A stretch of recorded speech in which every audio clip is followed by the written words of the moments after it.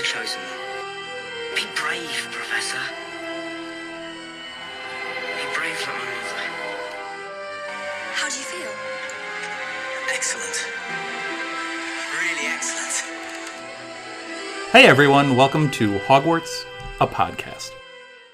Hey everyone, welcome to another episode of Hogwarts, a podcast. We are covering Chapter 8, Snape Victorious. Is that an ominous chapter title, or is it not? I'm not sure. As you can tell by the laugh, Elizabeth is back with us. Hi, everyone. And Elizabeth, this is a really short chapter. Yeah, it's so tiny. This was only about 15 pages, which is about the smallest chapter we've had in a long, long time. Yeah, not too much happens, but we'll still talk about it. We'll still talk about it. And there are things to talk about, even though it's a short chapter. We get Harry starting off the chapter injured and invisible. So we'll talk about how he gets out of that. Bind. We get a Harry and Snape interaction. And then we get the feast, which features an Albus speech and a moment with Hagrid, which is a touch bit awkward. So we'll start with Harry being injured and invisible, lying in the compartment that Draco left him in at the end of the chapter, which, for the record, is a really good cliffhanger.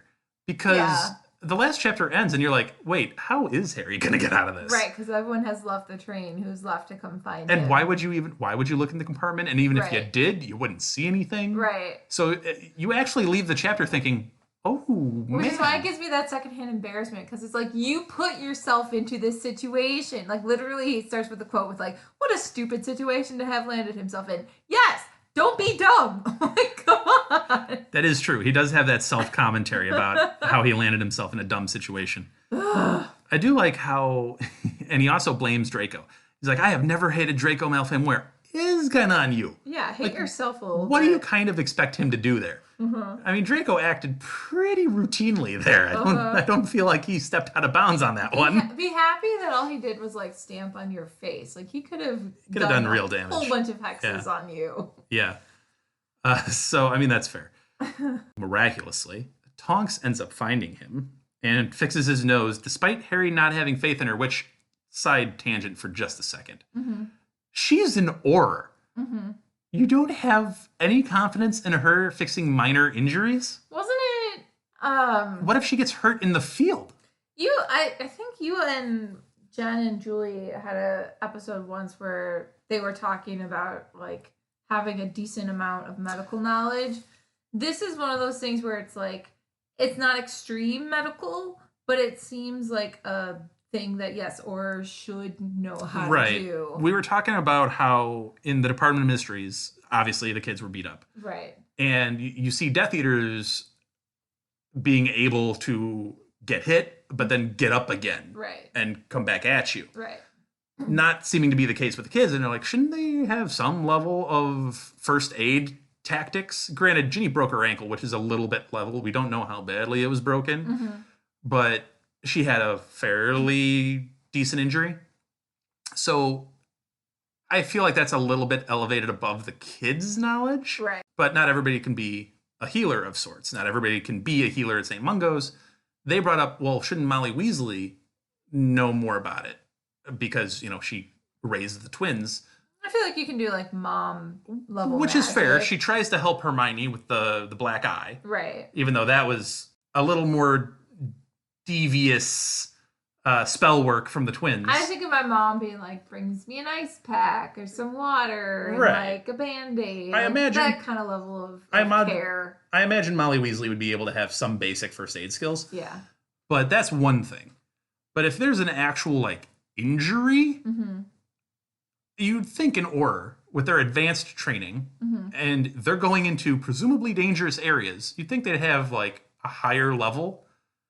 Again, not to maybe a healer, but a higher level of first aid. I'm sure, like, they go through some course where they do have to do a slight level of training of just in case you were injured. What's the version of, like, wizarding professional CPR?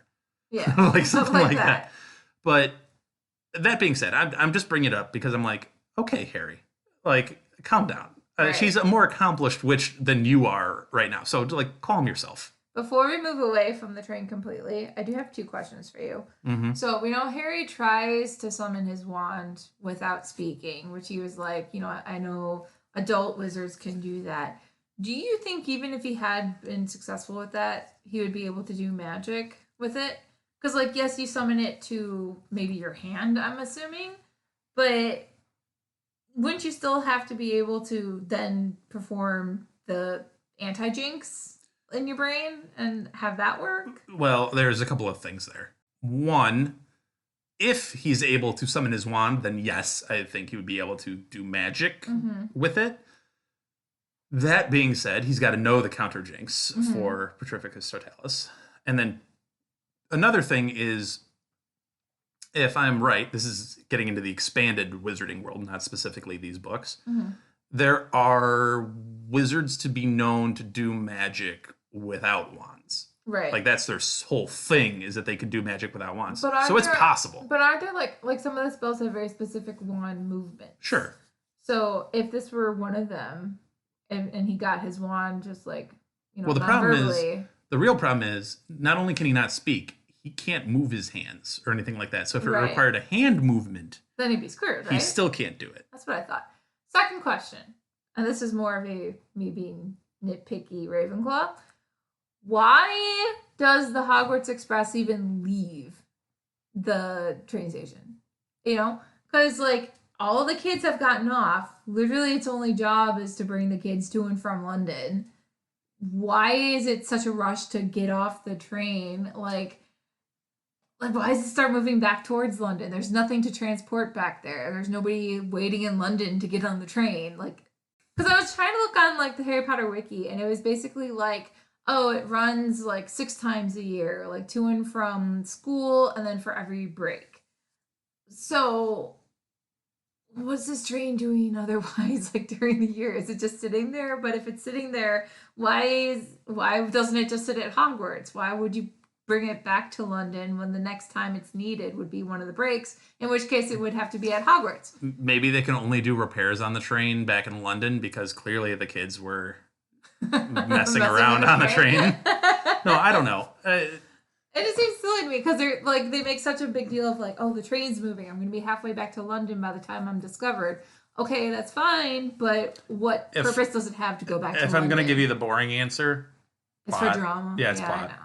It makes me mad though. Did it? Well, and the other answer is I could even see it going back to London. That's fine. Did it have to leave like the instant the last student stepped off the train? No, it could have been there for the night and gone back the next morning. Yeah, which go still to all the compartments and clean up. I'm sure the kids left garbage in their compartments. You could do that. Although it's not like you're going to vacuum. You just wave a wand. Well, yeah. So I mean, it's not like you're vacuuming and you bump But into there Harry. has to be like little packets of Birdie Bots every flavor beans. Probably, and, yeah. Chocolate frogs. I'm sure there is. Cards and stuff. Like, I don't know. Well, maybe the cleaning service happens in London. Anyway. Okay, so they get off the train. Tonks finds him. Yep. She immediately sends a large 4-legged Patronus to the school just to let them basically know that, hey, Harry's alive. I found him. You cannot panic. We're good. Don't worry, guys. She lets him know that she found him by obviously noticing that he's not amongst the students getting off the train. Goes into the train to look for him and notices a compartment with the only compartment with the blinds drawn. Right. Which, Draco, I understand why he pulled the blinds, but it's also like, okay, if there's one compartment of the whole train to look at, it's the one where the blinds are closed. I think he pulled the blinds initially to kind of mask what was going on in it, which is the Petrificus Totalis, then the cracking Harry's nose, and then that part. And then he probably just forgot to put them up again after he... Yeah. I'm assuming it was an absent-minded thing from Draco. Yeah. Absent-minded, that may have been by Draco. I think it's astute by Tonks to be like, hey, wait a second. Yeah. That compartment seems odd. Yeah. And then she knows he has the cloak, so she was just like, I wonder. Well, she said, like, she thought he had been hiding under the cloak for a specific reason, which is giving Harry a lot of credit, because this was just his pure stupidity. Yeah, it's, and he does mention the embarrassment of having her find him in that compromising. But then speaking of a counter curse, she just does the counter curse real quick to unfreeze him, which is kind of nice. She does let him know that she is now stationed in Hogsmeade, along with several other now known Aurors. We have Dawlish, who we've heard of before. He was part of the group that tried to arrest Dumbledore unsuccessfly. We don't know for sure, but I would assume he'd also be part of the delegation sent to subdue Hagrid. I'd assume. That's Probably. unknown. Which is an uncomfortable conversation to have afterwards. It is, but, doing his job because he was ordered to by the Ministry. Right. I'm assuming, but Dawlish seems to be used fairly often. Right. So Dawlish. The two that we don't know or haven't heard of before is Proudfoot and Savage. Okay, Proudfoot has to be a reference to Lord of the Rings, right? Maybe. I think it has to be. Proudfoot's a name. Yeah, that's used in the Lord of the Rings.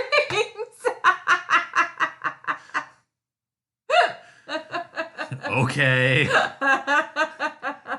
I think it's a little bit more common than like Aragorn or Legolas. You can't exactly like look at a kid and you're like, I'm sorry, your name is Smeagol? Yeah, that's not from Lord of the Rings, I'm sure. Frodo is your name? Okay. This has been Lord of the Rings Talk with Hogwarts of Podcast. I still maintain it's a reference. Fair enough. So we get those two new Aurors mentioned. But then we get Harry being, if I may, a little rude. Because he's like, thank goodness someone is coming down from the castle because I am ready to be away from this gloomy version of Tonks. Right. He said she's more serious. She's more purposeful. I mean, Hermione commented before about how, like, her hair is now brunette and, like, kind of, what was the term that she used? Kind of like... Mousy brown. Yeah, just not her normal, perky, happy, bright self. Which, I'm like, Harry, she is in a war. Like, she is actively fighting a war. Right. Like, what? Right. You're judging her now? You're being a little judgy. Also, you just did something stupid. Do you really think she's going to be like, hey, Harry, how's it going? And, like, crack a joke? She unfroze. She found you. Uh-huh. She unfroze you. Uh-huh. And she fixed your nose. Yep. You could at least be a little grateful. Instead, I'm like, okay, we're done. We're done now, and go on. Right. Okay, like, I Harry. understand being like, okay, she's gloomy, and I don't love the gloominess, especially after I just did something super embarrassing. But it is still like, come on, sir. He has the thought about asking her about Sirius, but doesn't. Right. So he's just like, well, you're being gloomy. I'm ready to be rid of you now. And I'm like, okay, little judgy there, sir. And I get it's a 16-year-old kid. Fair enough. Right. Still, you're being a little judgy. Right. She just saved your butt big time. Right. Like so big. Little judgy. Yeah. Anyway, he then realizes it was a mistake to leave Tonks so soon because the person coming down from the castle to escort him back is Severus Snape. He starts off by taunting Tonks a little bit by saying that he doesn't really like her new Patronus. He liked her old one better because it was stronger. This one looks a little weak. Yeah. Which she looks angry and shocked at, Harry noted. Yeah, she did not particularly love that response. Snape is just here to make fun of every member of the Order, I'm pretty sure. And speaking of, Harry is not so mad about Snape treating him, Harry, badly. But he's used to that. He's used to that. But he's still really upset that Snape kept goading Sirius. And he still blames Snape pretty heavily for Sirius going to the Ministry of Magic to save Harry. And he specifically said he doesn't really care what Albus says about it. Right. He doesn't care how Albus refutes exactly that. Well, he didn't refute it too. He did say, yes, Snape does goad Sirius. That's true. But Snape did a lot for you, and Harry's just dismissing all of that. Harry's just like, it's so much easier to place blame on him than myself. Exactly. So that's what I'm going to do. Exactly. It's a lot of placing the blame game. Snape doesn't make it any better, though, because he just took so many points away 70. from Gryffindor. He took a total of 70. This is insane. 50 for being late, and 20 for him still being in Muggle clothes. No, that's just like, okay, really? You're just trying to rub it in. 50, I get the 50. 50 for being late is fair. The 20 is stupid. Like, you had to have a teacher come all the way down from the feast. Right, which I wouldn't be happy with. Like, that's fine. Like, the 50 points is probably pretty fair. Yeah. The 20 is a little petty. It's very petty. 10 maybe. I can give you 10. I could give 5. I'd give 10. I'd give 5, but like, come on. You forget, I went to a private school where I had to actually be in Oh, uniform. that's true. So we would get detentions and stuff for being out of uniform. I forgot about So there is that. Public school kids didn't wear uniforms. We just wore whatever. Well, all right. We wore our muggle clothes. So we get to the feast, and Snape does not let him sneak in. He has to go walk it out in front of everybody, which Snape kind of teases him with the idea of like, well, this is what you wanted, right? You wanted to have a fashionably late entrance so everybody can see you walk in. To be fair, Harry could have owned this. He could have like strutted right in and just be like, "Oh yeah, I'm late, guys. Hey, how's it going?" But because he's so embarrassed about it, that's why he runs in, which almost draws more attention to him. But if he walks slowly, he's still got blood all over his face. Yeah, that's the thing he doesn't realize.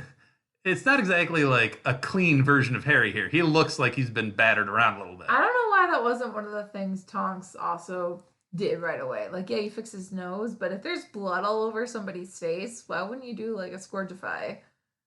Wipe it off, clean it off. Yeah, well, Scourgify I think is with soap.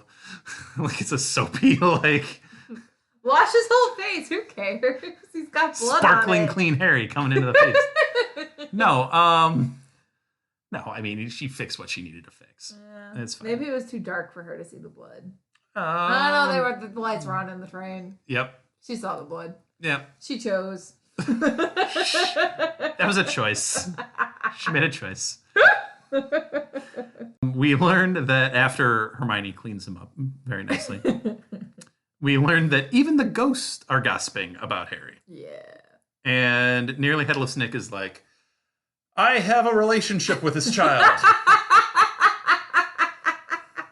But no, I will not yield his secrets. I will shield his secrets. But Harry, if you would like to tell me any of your secrets, I'm all ears right now. Yeah, right. I had no idea. Do you think all ghosts are this gossipy, or is it just Nearly Headless Nick? I have. Sometimes I feel bad for Nick. Like, immediately when Ron manages to insult him, as he always does. Other times, though, I'm like, oh, sir, I don't know. To be fair to Ron, though, I don't think he's purposefully insulting Nick. He's just really bad. He's just his word choice. His tact with the ghosts is not the greatest. He's just like, I will take your secrets to the grave. He's like, yeah, you already died. Yeah, you already That died. means So nothing. yeah, it's really a poor attempt. And then Nearly Headless Nick goes to the other end of the Gryffindor table. He tried. Everybody quiets down. Mm. As Albus gets up for his speech, which has everybody's rapt attention, as it should. As it should. And all of the students immediately notice that his hand is seemingly injured. Mm-hmm. And seemingly injured very badly. Mm-hmm. It's black. And as Hermione notes, it's a little alarming that not only is his hand injured, but it's like injured. And it's Dumbledore. Like, A, how did this even happen? And Right. 2, how has he not been able to heal this? I mean, she said it looked like it's dead, and she talked about some curses that can't get, like, there's no anti-jinx to it, there's no cure to it, it's just... It is what it is. Yeah.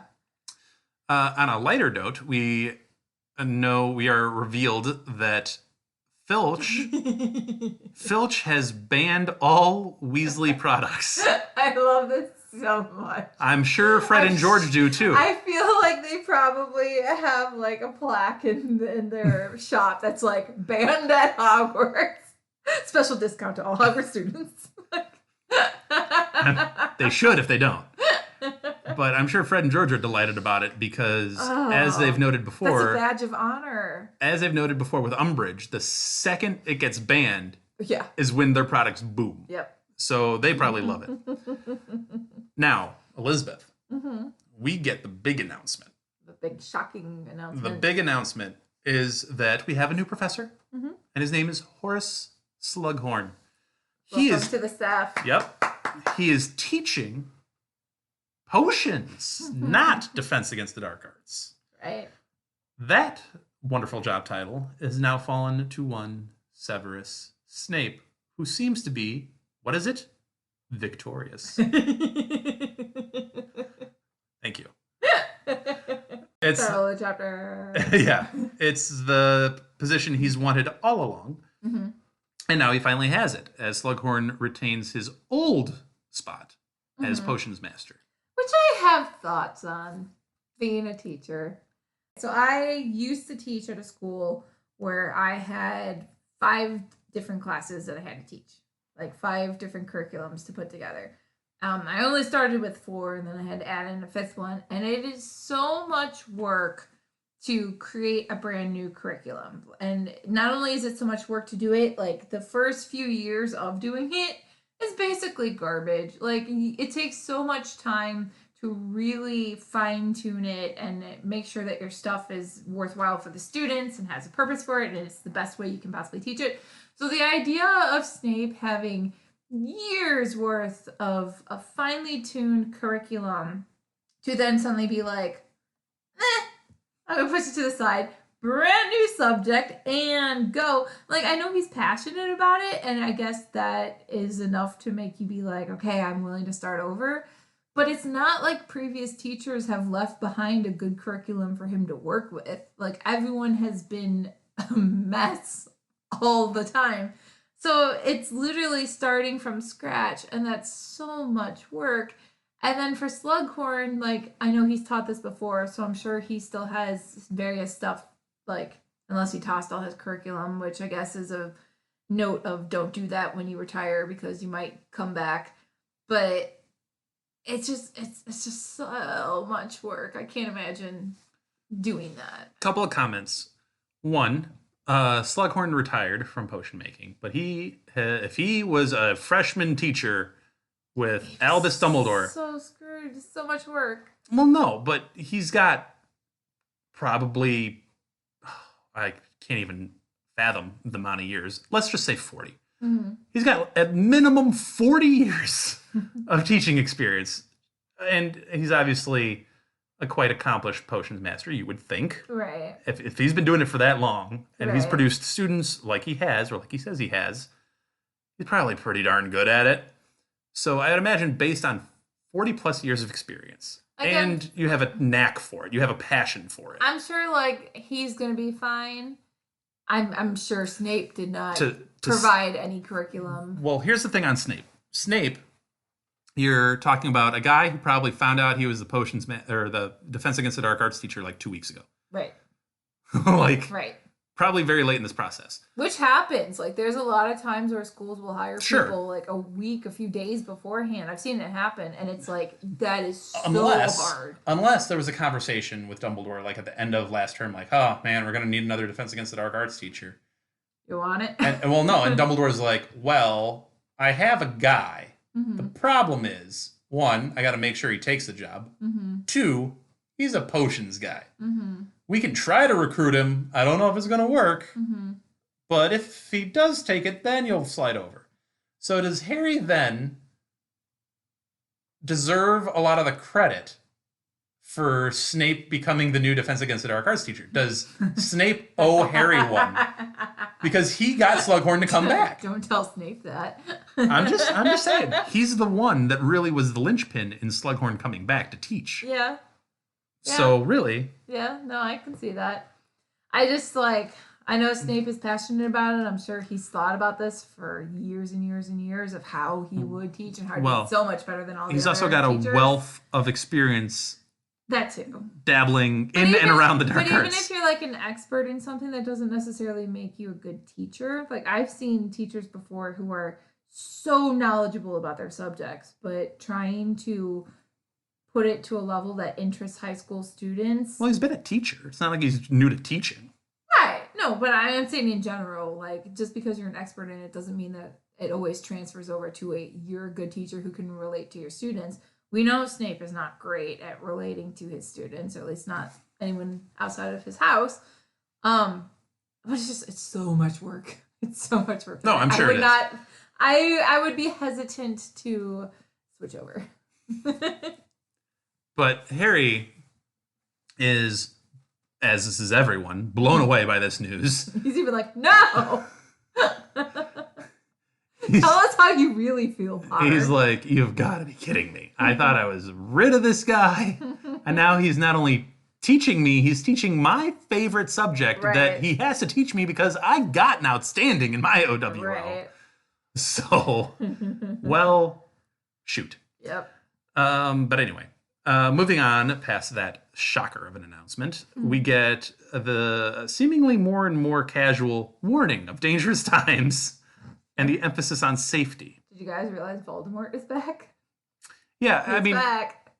it is kind of interesting to note the potential change in the room because after like Goblet of Fire, there was rumblings. Right. And Order of the Phoenix, there's a lot of rumblings. Right. And now here, it's all out in the open. The Ministry of Magic's acknowledging it. The Daily Prophet's acknowledging it. And it's just like, oh, this is real. It makes me wonder from those students who've been hearing this for the, since fourth year, like hearing it go from it's a rumor, it's not a thing, to it's a fact. Like how fascinating that must be, and also what that shows you about Dumbledore, that he was, he stood his ground the entire time. Mm-hmm. Harry is not having a good night. He's been attacked. He's left in a compromising, bloody position. His favorite teacher, or his favorite subject, is now being taught by his least favorite teacher. Yes. Yep. And Hermione rushes off after the feast is over to go do her prefect duties. Ron, not so much. So Harry tells Ron about his encounter in the Slytherin compartment with Draco. And Ron, not impressed. No. He was like, meh. To his credit, he doesn't make fun of him. And he's like, yeah, I saw Malfoy miming something about a nose. So he doesn't laugh at him, but he's like, dude, Draco was just showing off to Pansy. Yeah. It wasn't a thing. Ron dismisses it fairly quickly, which is just another irritation for Harry. But the awkwardness between those two drifts away pretty quickly because Hagrid comes over and tells them two bits of news. One, that Albus has set up Grop with a big cave in the mountains, and Grop is really happy, and he's doing so well. He's learning more English. I'm sure all the centaurs are also very happy he's out of the forest. So I'm thinking a couple of things here. I'm thinking, one, Grop is shockingly happier in more of his natural environment because giants tend to live in a mountainous region anyway, so that makes a lot of sense. Good job, Hagrid, for moving him out of that initially. Yep. Anyway, but the other thing is, I bet you when Albus went into the forest alone to deal with the centaurs and to get Umbridge back, I bet you part of the thing was, get that thing out of our forest. Done and done. And Albus was like, we can make some arrangements and we can get something that's riling you up. Yeah. I'll figure out the giant. Yeah. You guys just give me back Umbridge. I could very much see that. And chill. Yeah. And I bet you that was part of the negotiation there. Yeah. Of like, hey, I will rid you of your giant problem and we'll take care of it. Good? Everybody's good? Okay, good. I could very much see that. That was probably part of his arrangement. So there's that. The other bit of news that Hagrid is laying on them as this chapter comes to a close is, it's going to be so great to see you in Care Magical Creatures class tomorrow. Yeah. And both Harry and Ron are like, wait, are you taking this class? Oh, wait, I'm not taking this class. Is Hermione taking this? Oh, no, we're not taking this class. None of us are taking his class. Here's my thing. Here's my thing about this. So you're going to Newt level courses, right? And I get them dropping divination. That's a good drop. That's fair. Why are you dropping this class? You only go on to Newt level courses if you pass it. Right. So he didn't pass History of Magic. And he didn't pass divination. So those are the two he didn't pass. So you presume he's taking charms, transfiguration, potion. Well, he doesn't know that he's taking potions yet. Right, because now it's switched. Right. Slughorn might accept him. Snape definitely wouldn't. Correct. So potions is maybe up in the air with the new teacher change. Defense against the dark arts. Defense against the dark arts for sure. So that's 3 for sure. Mm-hmm. Um, Astronomy. yeah. I mean, does it have like a newt level? Because I'm sure it has a newt level, but here's the thing: if I'm a student and my ambition is to be an Auror, Mm-hmm. I would rather take care of magical creatures than I would astronomy. Yeah. You know what I mean? Yeah. Like, I feel like that would be more beneficial to me. Well, it makes me wonder if some of these classes really have newt levels. Because astronomy, I mean, for the most part, it seems like they studied the stars because certain ingredients get picked at certain times. So you have to know, like, the stages of the moon and like, whatever. We know there's divination, looks at the stars for sure. Done with that subject. But beyond that, like, I don't see fully the application of astronomy to magic. Here's my other thing. I'm not done on this, Elizabeth. Okay. I have two other points. One, he's your favorite teacher. Yeah. Like, he's not even a teacher He's to your you. friend. He's your friend. Yeah. So the fact that he is your friend, Mm-hmm. I hate to say this. It didn't even cross their minds to take it. Well, I hate to say this, but this is a tremendous mark against Hagrid Yeah. as a teacher. Yeah. When you love the guy and Right. you don't want to take his class, Yeah. it's a mark against your teaching ability. Yeah. And specifically, Which, to be fair, this is his, third year of teaching now? yeah. So by this point, this is where you're starting But- to, like, really Well, and they're new level students, so he can actually, do stuff. go bigger if he wanted to, Yeah. and have it be appropriate. Mm-hmm. Hermione takes everything, and she refuses this class. Yeah. Why? Like, I just, do they not like him as a teacher that much? No, I think it's literally just like I was thinking about the core classes that I have to take. I'm so happy I don't have to take divination anymore. Or history of magic. Or history of magic. Like, whew, those are off my plate. Thank God. I think it's a little bit of senioritis starting to kick in of like, I want the easiest schedule that I can do. He's your So here's what favorite I'm doing teacher. with They're it. friends. Yeah, but I think they think of him as friend first, not teacher first. Because he was a friend first before he You was a mentioned teacher. that it was a choice for Tonks to not remove the blood from Harry's face when she fixed his nose. Yeah. This is a choice that they made. Yeah. Like, this is an active choice. But to be fair, like, none of them are going to be using care of magical creatures in their futures. None of them are pursuing a career path. Has that would Ron require delegated it. a path yet?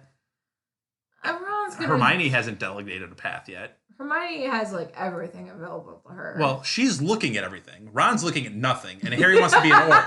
I'm not. No, that's right. I'm not making fun of Ron. We had this. This was a chapter where they looked at professions. Right. Ron's looking at nothing. Hermione's looking at everything, and Harry's very one-dimensional Auror based, which I still would argue you can use that class to your advantage. Yeah. So I don't know. I just have a lot of issues with him not taking this class for a bunch of different reasons, but My issue with this conversation is Hagrid should be aware that these kids are not in his class because he would have had his class rosters by now. Like, one of the first things you do as a teacher is you look to see who's in your class because immediately you start thinking like, okay, this is going to be a good class, or ooh, this child and this child I know drive me insane. I'm going to have to keep them separate from each other. Like, you look at your rosters first. That's what you want. And the fact that he hasn't looked at it yet is what? not believable. Elizabeth,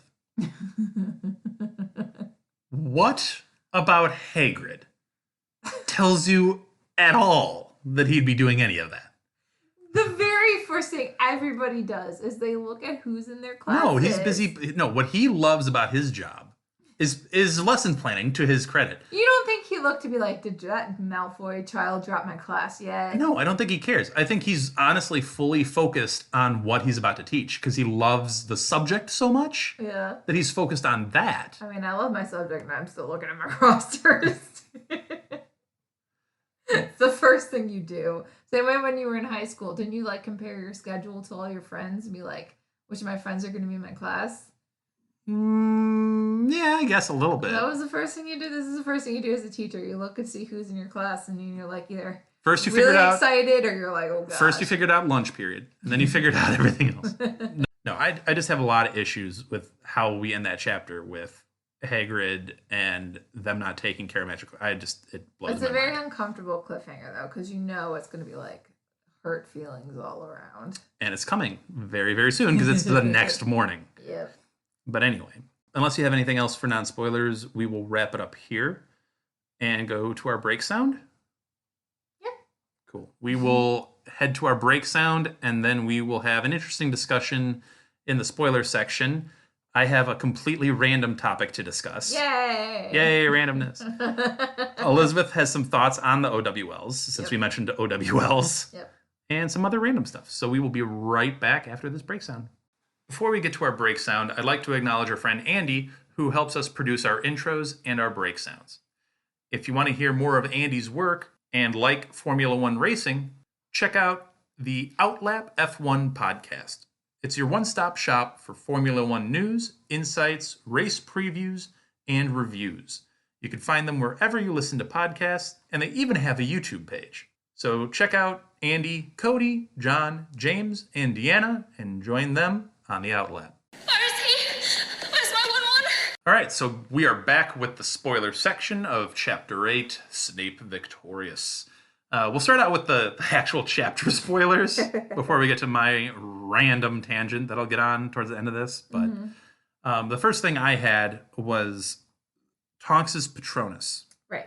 It has changed. It has changed to a very large, silvery, four-legged Werewolf. beast. It's a werewolf. It's a werewolf. Werewolf or wolf-like creature. You can argue one way or the other. Let's go werewolf. Yeah, well, so Snape mentions that it looks weak. Her original Patronus was a jackrabbit. Interesting. So Big size difference. big size difference. But Snape says it looks weaker. This current one looks weaker than the original one. The jackrabbit, if you know what a jackrabbit looks like, it's relatively small. And That also implies that Snape knew what her previous one was. well, yeah, I would assume so. I would assume this is a relatively recent change. Yeah. And I'm assuming they've been sending messages to each other fairly commonly. So there's that. Now, my assumption here is, one, I mean, Snape is needling Tonks because he's very well aware of he's not dumb. He knows exactly why there's been a change, and he's needling her for that. Which shows that he's paying attention to the gossip. There's not gossip. I think he knows. Yeah. Like I said, he's not a dumb guy. He perceives a lot. So there's that. But also, werewolves, one thinks, are very strong all the time because, they get that persona. And if we remember Prisoner of Azkaban movie, at least, you get that image of Lupin as a werewolf in the movie, which big, strong. Obviously, you have the Marauders, big, black dog and a stag. Right. With full antlers to try to wrangle this thing in. Right. So it gives a projection of strength, but really, werewolves can be seemingly weaker. They're a little bit more skinny. They're ragged because of the transformation, and they're not exactly this projection of super Well, I strength. guess if you go with the image that the movie gave, I never pictured werewolves to look the way the movie portrayed it. Well, there's also the idea that there's a Lupin werewolf, and there's your Fenrir Greyback werewolf, and they might look different. I guess. Yeah. And that might be true too, but I don't know. So I think part of it was Snape taking a shot at Lupin, I think it's 90% Snape taking a shot at Lupin. and him making an observation of the actual Patronus. But anyway, her original one was a jackrabbit per Wizarding World. So there you go. Well, it's just sad that she's so depressed that that's part of why she can't be changing her form or whatever. Because we know that Lupin is refusing any romance with her because he thinks he's too old for her. Why would you want to be with a werewolf? A lot of that. I mean, those are, I think, valid. legitimate things to bring up. They're valid insecurities on his part. I mean, they're not out of nowhere. Right. I mean, Tonks is significantly younger than him. Right. So, I mean, we can dive into their relationship as it grows, but because there's some issues there, but we'll get there when we get there. My spoiler, this is Dumbledore's very last speech to the school, which is really sad. Like, there was one comment, it said after he was giving the whole warning of like, be aware of Voldemort and like don't be making stupid mistakes or whatever. He said, there's a quote, Dumbledore's blue eyes swept over the students before he smiled once more. And I know it's like supposed to read as let the message of stay safe sink in, but to me it feels like he's taking in the students one last time and just being like, I'm not going to do this next year. This is the end. Yeah. Obviously, he knows at this point that his days are numbered. Mm-hmm. Whether he likes it or not, he knows that they're numbered. Mm-hmm. So I do like that catch from you about this, him acknowledging even privately to himself, like, oh, this is my last run at this school where I've been for all of my life. Yeah. So it's, other than maybe, I think there's probably like a couple of years between him graduating and then him coming back as a teacher. Yeah. So other than that, he's spent his entire life. It's an emotional thing. I mean, like when I left my first school, I was there for a decade. And when I left, it was like, oh, this is the last time I'm going to be doing this lesson. It's the last time I'm going to be having my moment in my classroom. Like, that's after a decade, not 5, 6. I know, yeah. So like it was really, really emotional to leave. So for him to be doing what he loves and knowing this is the last time he gets to open up one more school year, it's like, it hits me. It hits me really hard. Well, speaking of school, and him being a teacher and him being a headmaster, you have some thoughts on the OW elves. Oh, those owl comments. Mm-hmm. Yeah, well, that was you and Julie's episode, right? Yes, Julie and I were on for the OW elves. Yeah, so you guys were talking about what owls each kid got. And yeah, we don't fully know what all Ron got, although he didn't get any outstandings, and Harry got a decent amount. I agree with you. I feel like Harry is not as bad of a student as like he's portrayed to be. Like, we know he's intelligent. I think the owls that he didn't do well on were circumstances of either Voldemort was in his brain. That will kind of distract you, or like, I bet he could probably pull. He could do a history of magic. He could probably pull an acceptable in history. Probably, yeah. I mean, he had Hermione's notes to look at, so there was that. But Hermione, you guys had the comment about Hermione and why she didn't get an outstanding in her Defense Against the Dark Arts owl, and I liked the take that you guys had of, well, Harry was able to make a Patronus, and therefore that would set him apart from everybody else. So it was like significantly. Right. I think that most of them would recognize that this is so out there that holding everybody else to that standard of like, well, you got to do that to get an outstanding, that to me seems unrealistic. Like, that seems to me like when Dumbledore got tested, that, Dumbledore did things with the wand we never knew existed. And it's like, okay, well, so he obviously got all outstandings. If somebody else didn't do that but still did great work, they should also be able to get an outstanding too. I think Hermione didn't get the outstanding because in her mind, like, this is the one place where she has not been as good as Harry. And I think some of it might be in her head. Because, like, we know she has commented before of, like, well, yeah, in our third year when we had a capable teacher in Lupin, that was the one year you did better than me on our Defense Against Dark Arts exam. Not that I'm holding a grudge. And having Harry as her teacher, I think to a degree she sees him as better than her at that, which she would never admit to herself because she doesn't want to be worse than anybody at any subject. But I think some of it was like, I know I can do really, really well at this subject, but I'm not Harry. And I think that might have brought her psychologically down a little bit with her test performance. I think she's still confident. I think there's still, You know she aced the written, Oh yeah. right? Is there any doubt that she aced the written? No, if she got points off, it was in the practical. Practical. Yeah. So here's the thing with the practical. She was a student of Harry's, Mm-hmm. technically, but she was technically also the best student he had. Mm-hmm. Neville ended up being a close second in the class to Hermione. Right. And that was close. Right. Harry noted that was actually really close. Right. She's good at Defense Against the Dark Arts. Mm-hmm. She's not bad at it. Mm-hmm. And I get that she got an E and exceeds expectations, which is the second grade. But, you know, she was practicing Patronuses too. Like, she's very capable in her own right. So the reason I like Julie's theory of Harry kind of dulling everybody's shine is we don't really know if there's a set objective score Mm-hmm. for these practicals.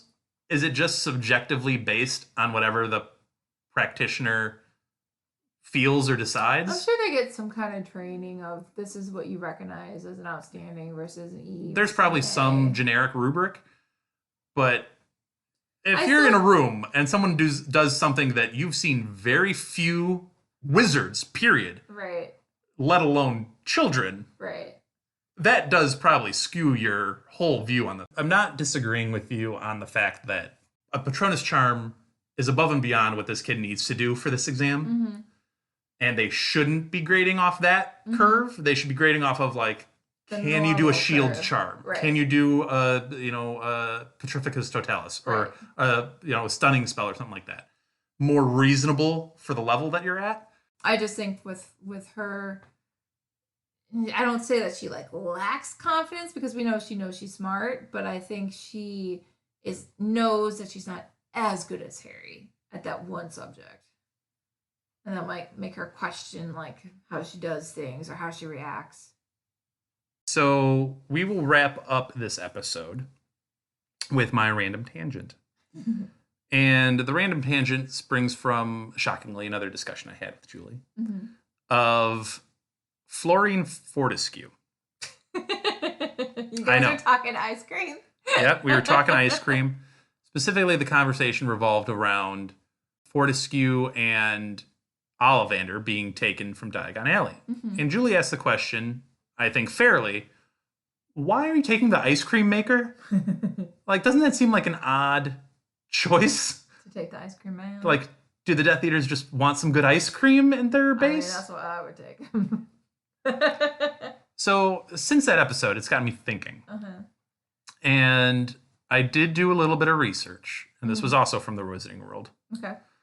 So it's valid. It's from the author herself. Okay. So this is officially canon. Okay. And ultimately, she admits she made a mistake. In what way? She wanted to set up Fortescue as something bigger. Okay. That's why she mentioned him all the way back in book 1 of giving Harry free ice cream. Or was it book 1 or book 2? No, it was book 1 that got ice cream. Yeah. Yeah. So all the way back in the early books, Okay. she mentioned Fortescue for a reason. She wanted to set him up to be big.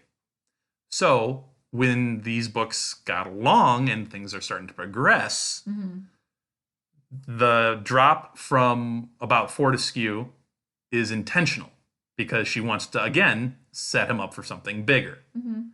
However, she realized in writing book 7 that There's no room. there's no room.